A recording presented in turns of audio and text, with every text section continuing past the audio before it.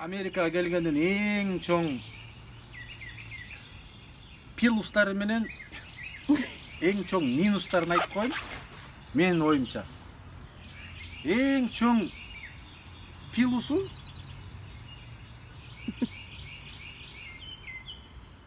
бир кишинин тапкан акчасы менен жашаса болот экен да. Закон иштейт. Эч ким чөнтөгүнө акча салып, бирөөнүн тиги байдын уулу сүйлөбөйт биякта.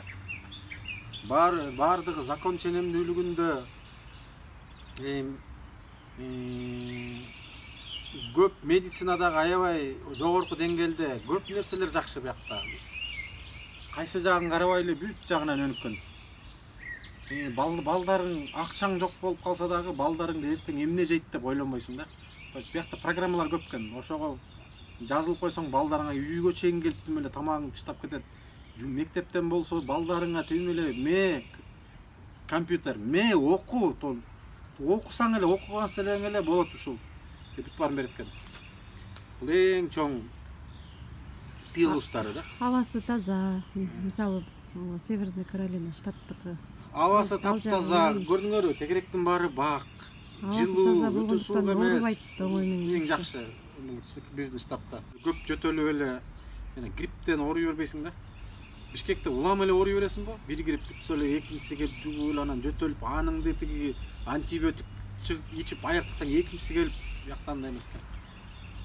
Бияк абдан жакшы экен ошо жагынанчы. Таптаза аба.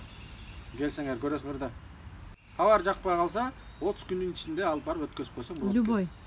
Кайра албайбыз, анан жок деп айтпайт. Любой магазинге барып, мен штору алдым терезеге. Үйгө келип тагып эле, анан жакпай калды да. Анан ойлонуп, муну кайра алып барып өткөзөм деп, кайра алып барсак, жөн эле алды. Ошонусу жакты. Любой нерсени алып өкүнөсүң го. Өкүнүп, кайра өткөрөйүн десең кээде болбой калат. Ошонусу жакшы экен бул жакта. Минустары андан көп. Америка бейиш эмес. Келсеңер, мындай эң эле чоң минус мен үчүн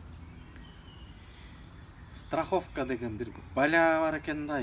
Жөн эле төлөй бересиң, ден соолугуңа деле төлөй бересиң, тишиңе деле төлөй бересиң, тиги машинеңе деле төлөй бересиң. Укмуш кымбат анысы. Эң чоң минус.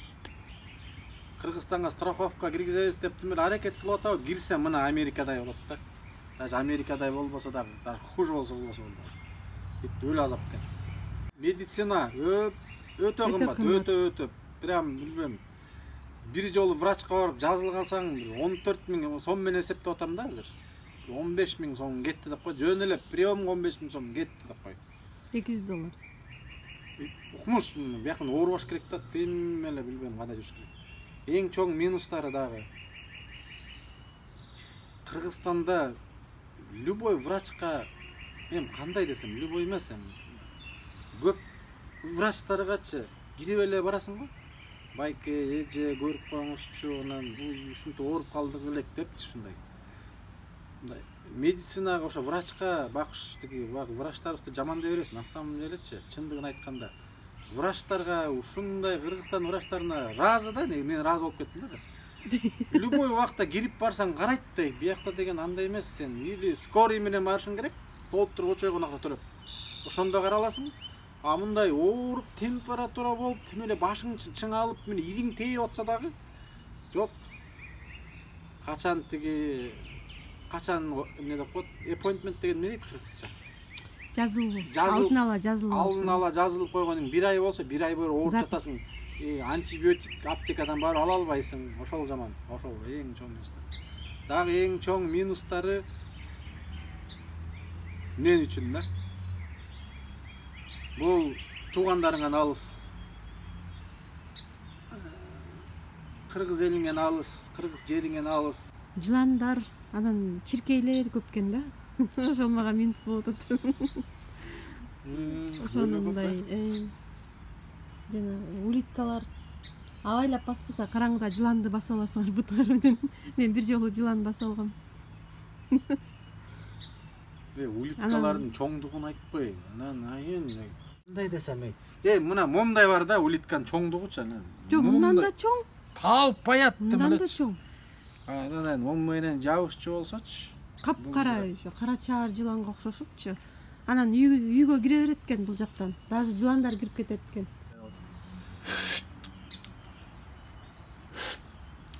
Мороженое жечип эле кичинекей. Тоголук мороженелер бар эле го, билесиңби? Агып атсатым эле. Bir жеп алайынчы десем, жаныңда досуңа бере койсуң, сен эле монт отуруп. Монт жеп атып туруп анан колуң караса, моягы таза. Шилекей болот таза. Бия капкара, моягы кесилген, болорчу. Анан оозуңда жана кара жанакы эмнелер? Нефттин жана кара жвачкасы бар го. Смола. Өлө чайнап алгансың, аны 2 күн чайнайсың, анан 1 күн тиги арендага бересиң да, досуңачы. Аны бечи мен чайнап берейин, ал чайнайт. Ой, аз өлөсүп көрсөм бей. Ужастын барды, мен оозуңдагынын баардык микробтун баары тиги сага барып, анан сен чайнап анычы. Аны микробу жок эле жашачу экенбиз, микробду түшүнбөй элечи. Вирус дегенди билбей эле. Чой. Берчи бир аз чайнап берейин депчи. Чайнап калдыңбы? Мен бир жолу чайнап калгам ошентип. Бир деп коем, көп эле жолу чайнагам. Сурап кетиппи? Сурап кетип, чайнап бар, үйүңө барып бир чайнап анан 1 күн чайнап келип бересиң жвачканычы. Муну жана азыркы балдар түшүнбөйт. Көрүп аткан көрөрмандардын ушу биз курактуулар түшүнөт да. Жаңы Союз тарап жвачка жок. Только импортный жвачкалар кетти. Ловиске чайнайт атам. Билбейм азыр кандай, бирок азыр эми чит-чит өзгөрдү да. Биздин балдар азыр башкача булар. Son günдөр өттүр я. Ошол күндөргө кайра кичинекей болуп калсам, "Мама" депчи. "О, не oldu?" "Oynasam malama." Ya. Кыскасы мындай кылайын деген ой болуп атат. Туугандарымдын баардыгын грин карта тапшыртып туруп алып келем деген ой болуп атат. Бүт бар. Кыргызстанда алып кел. Кыргызстанда киши калбай калат го да. Каролинада 1 айылды жалаң кыргыздардын айлы кылат деген. Келтип Каролина кейжи кылып алалыбы? Кыргызстан. Тамаша, кыскасы Америка бул деген жетпеген эме эмес. Келсеңер болот. Грин карта самый лучший вариант. Грин карта менен өтүп алып эле келсеңер. Жок, келгиле. Келсеңер таанымаксан болуп калдым, келе бергиле. Сен кимелең депчи.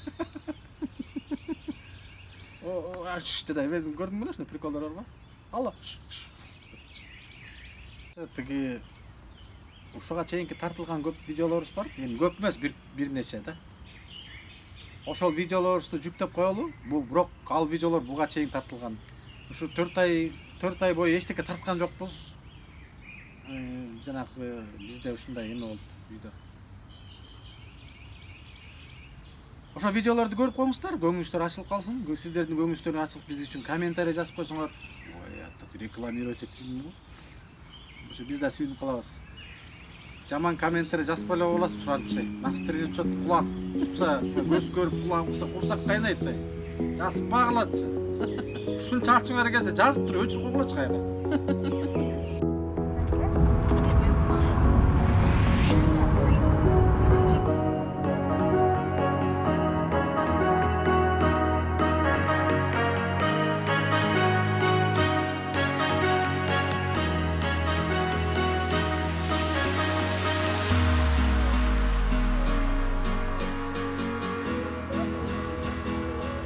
Geldik, akvaryumga geldik.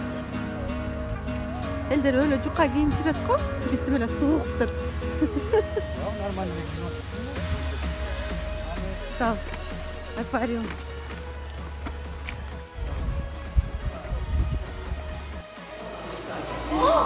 Секрет atışım.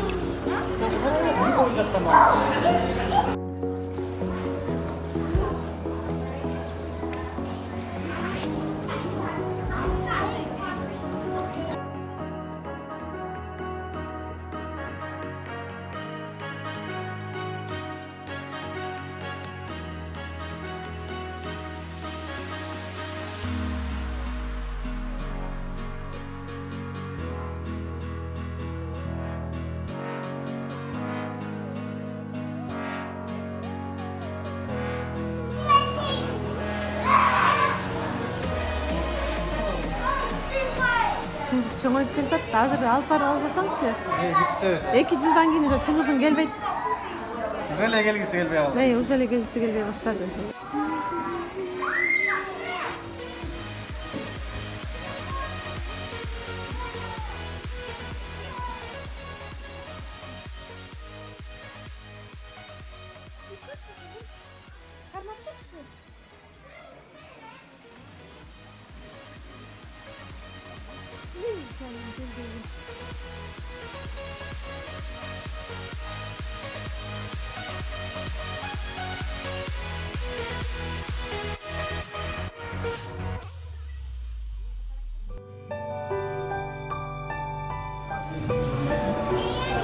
Медузалар екен.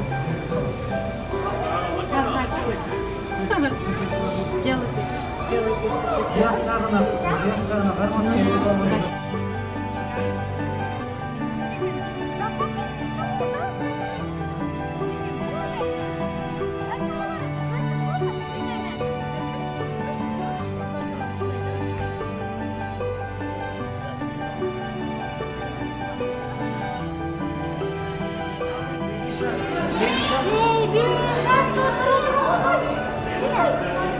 Baby shark. Dede, dar жақта жүрген балықты көрдің бе? Акуланы дедім, чоң. Чоң балықтар. Түнесі де қойшы, не де қойшы да ма балықты я? Аначай, маған барып чоң бұлы. Ең башын менен текей. Чоң акула көріп келеді. Акулалар. Ушундай эле болот акула.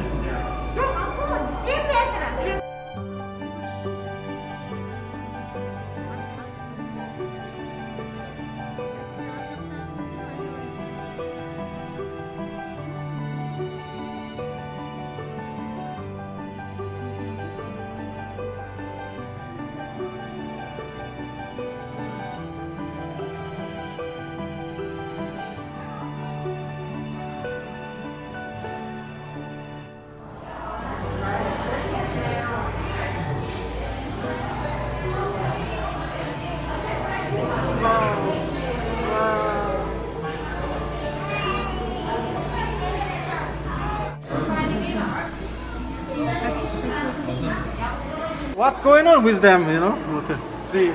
So sometimes they'll latch onto each other like that, but these are our horseshoe crabs, and so... Oh, wow. Oh, this is wow. the underside of one. Oh. And so with horseshoe crabs, this tail here, a lot of times people might think that could be could hurt us or something, but it's used mainly for their mobility, and so that's really essential for them to be able to move around in the water. If you could just touch them really gently with 2 fingers. And so it's really important if you ever see one in the wild that you don't pick it up by the tail, because that can fall off of you. And they can't survive very long without it. So yeah, it's always. But everyone always thinks that they could be really dangerous, but it's just helps them hold it. Gotcha.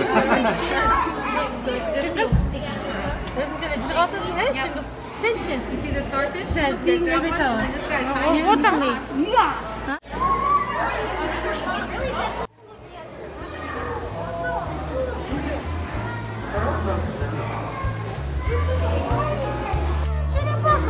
그럼 내 마을에 다 빼주는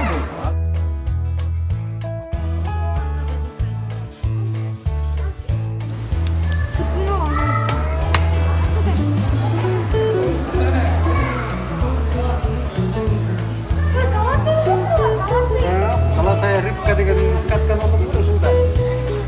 Золотая рыбка деген. Золотая рыбка ал дегенчи бир завоевание.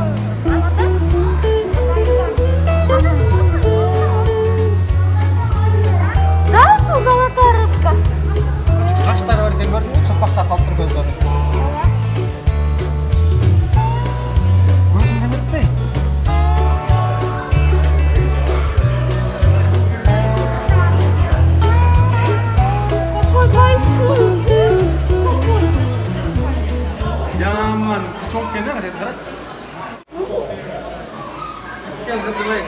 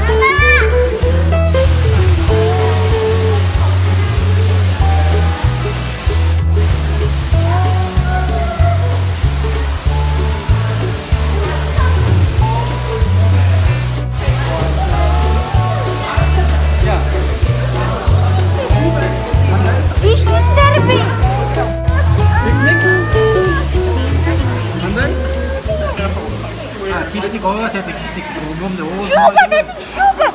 O da uzun.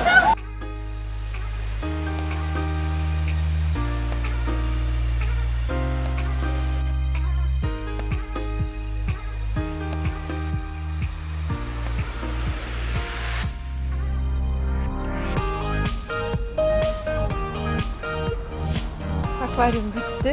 Кетип баратабыз. 2 saat эле көрүп бүттүк. Жактыбы? Сагатчы мырза? Жок. Аз эле экен? Чоң акула жок дейт. Сагатчы? Мага жагат да.